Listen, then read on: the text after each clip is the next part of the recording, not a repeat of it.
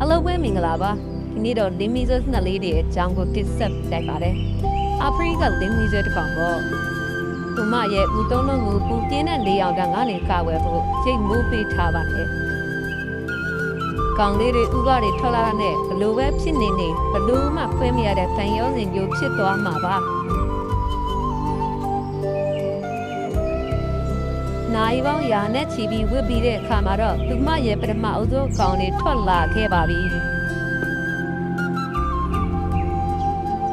ခုဆိုရင်ပူပင်မနဲ့အလုပ်တွေတကယ်စတင်ပါပြီ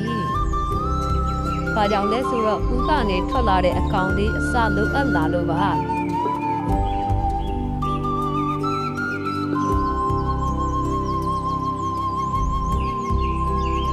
ပါဇက်ပေါက်တစ်ပေါက်တည်းမဟုတ်ပဲနောက်ထပ်နှစ်ပေါက်ပါထပ်တိုးလာတော့မှမို့ဒီကောင်လေးဟာမိခင်ရှာပြေးသမျှကိုဖဲဝင်ညစာရတော့မှာပါ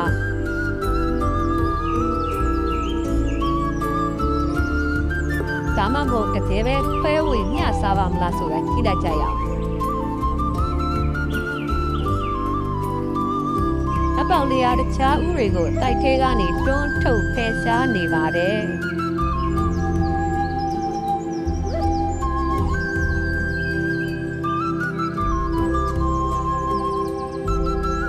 ရဲ့ယူဆိုင်မှုအလုံးကိုသူတစ်ကောင်နဲ့ပဲလူချင်းနေတာပါ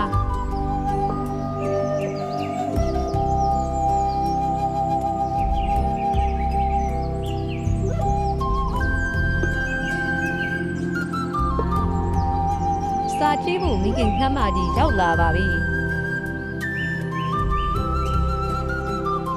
တခုခုပြောင်းလဲသွားတာကိုမိခင်နှမကြီးရှိမ့်မိနေပါတယ်ဒါပေမဲ့လည်းနှစ်ပေါက်လေးရဲ့လိမ္မောင်ရောင်ဇက်လေးကိုမြင်လိုက်တာနဲ့အစားအစာပိုရှာကျွေးကျင်စိတ်ဖြစ်လာပါတယ်ခုကလုံးဟာနှစ်ပေါက်လေးရဲ့ကိုလေးချိန်နီးပါရှိပါတယ်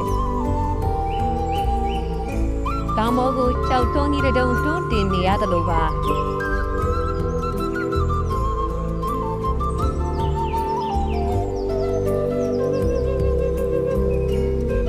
မိခင်နှက်ရဲ့တားပေါက်လေးတွေဟာဒီတကောင်နဲ့ပဲကျန်တော့တာမို့မိခင်နှက်ရဲ့ကျူးဆိုင်မှုပြေဝရရှိသွားပါပြီ။နီးနားမှာတခြားလင်းမီတွေနှက်တိုက်တစ်ခုရှိပြီးအဲ့ဒီမှာတော့နှစ်ပေါက်လေး၃ကောင်ရှိပါတယ်။ဒါပေမဲ့သူတို့တွေကသူမရဲ့နှစ်ပေါက်လေးတွေနဲ့မတူကြပါဘူး။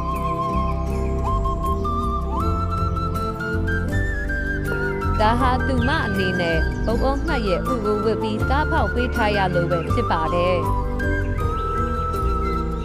ဘဝငှက်တွေရတခြားငှက်ရဲ့တိုက်ထဲမှာဥလေးရှိပြီးနှစ်ပေါက်လေးတွေကိုပြုစုပြုထောင်ရတဲ့အလုပ်ကိုတခြားသူတန်းလွှဲပြောင်းပေးထားကြတာပါ။